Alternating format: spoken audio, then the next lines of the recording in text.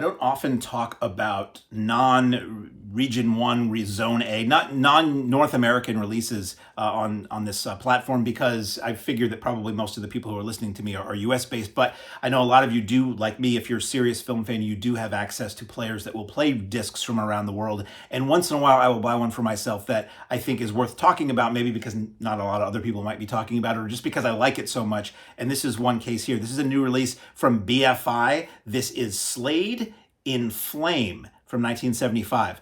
Now, a lot of people over the years have referred to this movie as Slade in Flame, as though that's the title. That's how it always reads. If you look at it anywhere, it says Slade in Flame. But this film actually is a film starring the rock band Slade. That's Don Powell, Jim Lee, Dave Hill, and Noddy Holder from the 70s. 70s, they call it glam rock, but it's pretty edgy glam rock, or hard-edged glam rock band. The band Slade stars in this film called Flame, which is about this is Slade essentially portraying a late 60s fictional band and their rise and fall, and the band is called Flame. So throughout the film, they refer to the band as Flame. It's not Slade as themselves, it's Slade as people kind of like Slade in a band kind of like Slade, but not really. It isn't the Slade story, which they take great pains to tell you repeatedly throughout the extras on this. So this is, as I said, a Region B Blu-ray. This will play in players in Europe and players here if you have a player like I do that has been modified to be able to play discs from other countries.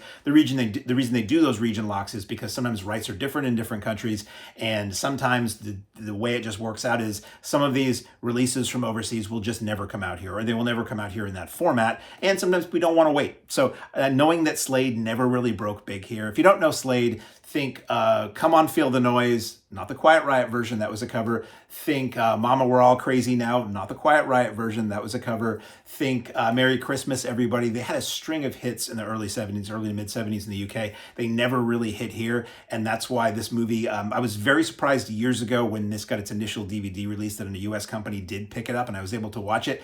And when I watched it then, I liked Slade, and I didn't really like the movie. I thought it was kind of drab and kind of bland and not very interesting, and I kind of want to say maybe it wasn't presented in widescreen. This is a wide movie. This new BFI edition looks great, sounds great. It's 90 minutes and it is a 235 very wide widescreen film, directed by Richard Loncraine, and also features, in addition to the guys in Slade, Tom Conti in like his maybe second feature film role, and he's great in it, and available with optional English SDH subtitles. What is the movie about? I already told you, it is about 90 minutes long.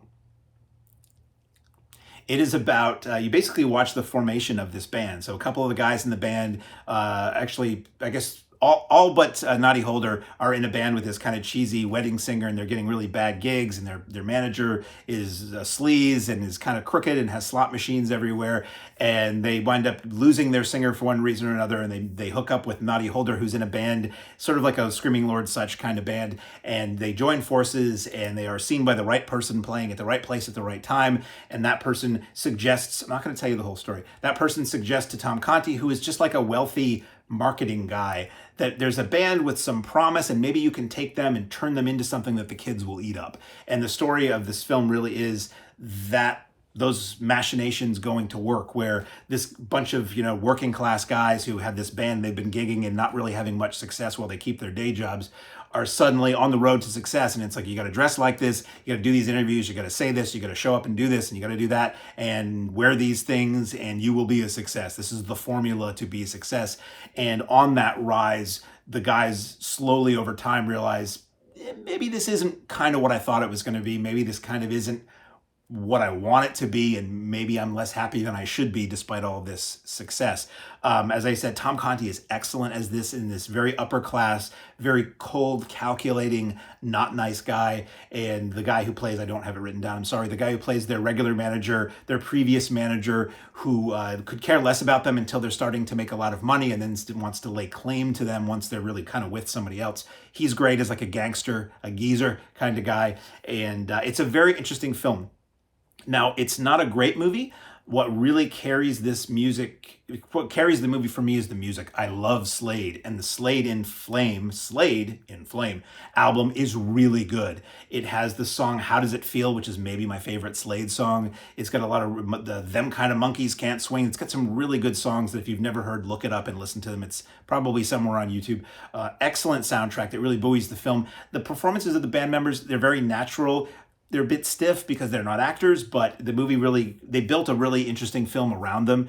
At the time, the film wasn't necessarily well received because Slade was a fun group. They were glam, they were silly, and everybody expected they were kind of going to do like a Hard Day's Night, not sort of having a wild weekend, so to speak. So I think a lot of fans didn't love it at the time. They thought they were playing themselves, and they were really worried about what happens in the movie was maybe portraying real life.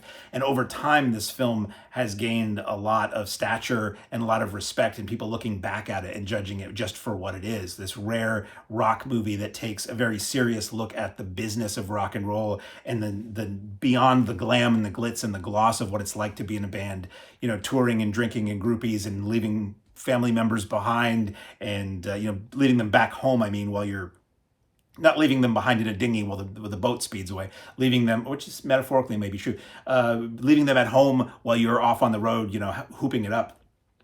So a very interesting film. The supporting cast, as I said, very strong. A few faces that you would recognize. The ending seemed a little abrupt to me. It felt to me like maybe another 10 or 15 minutes to really flesh out that last bit of the last act might have worked better. This is from the same production company who made movies like That'll Be the Day and Stardust, if you know those. Sort of like serious British rock and roll movies of the early 70s. I like it. I'm glad it's available again. Now, where you get this is up to you. I chose to get this from a company called Diabolic DVD based in Pennsylvania, and they do just an amazing job with importing discs from all over the world that are just things that serious film fans and genre film fans just want. Prices are very fair, and you can save yourself from having to get it imported from far away. It's probably available on Amazon UK as well, and maybe there are other UK e-tailers, but I think in the world we live in, Amazon has pretty much made sure they were pretty much more or less the only one, aside from places like Grindhouse Video or Diabolic. So it is out there. Let's talk about the specs. A lot of this is ported over from the previous, I want to say it was a 2007 DVD edition, previous special edition. So you don't lose anything that was on the previous one. Where I can, I will tell you what was on the previous one. If you're a big Slade fan and you already have the DVD, you'll probably remember what's on this, so you'll recognize it when you hear it. Special features commentary with director Richard Loncraine and critic Mark Kermode, who has said that this big-time British film critic, and historian and writer, who has said that this is the Citizen Kane of pop films or rock films. It's really interesting because Kermode is really like high on the film, and Loncraine really is like, really? You think so? I felt like I could have done better here. And Kermode's like, no, this is fantastic. So it's really interesting to hear like the critic and superfan giving the director of the film a pep talk on, no, your movie's a lot better than you think it is. Make Way for Noddy. Tom Conti discusses Conti. That sounded like I said something else. Tom Conti discusses the making of Slade and Flame. That's 9 minutes. Noddy Holder interview from 2002. Noddy Holder speaks. I'm reading what the notes say on the screen when you pull up the menu. Noddy Holder speaks with broadcaster Gary Crowley in the uncut full-length version of the interview that later featured in the making of Slade and Flame. This is 54 minutes.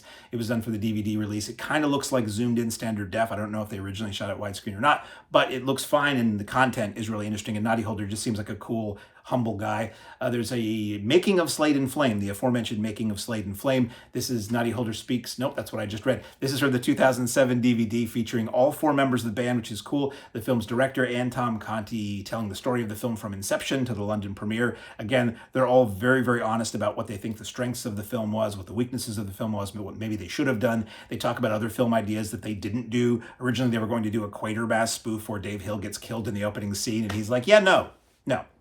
And we're not going to do a movie with our band where I get killed in the first minute and you three guys star in the rest of the film, which I think is good on you, Dave, for standing up for that. This week in men's fashions. 5 minutes.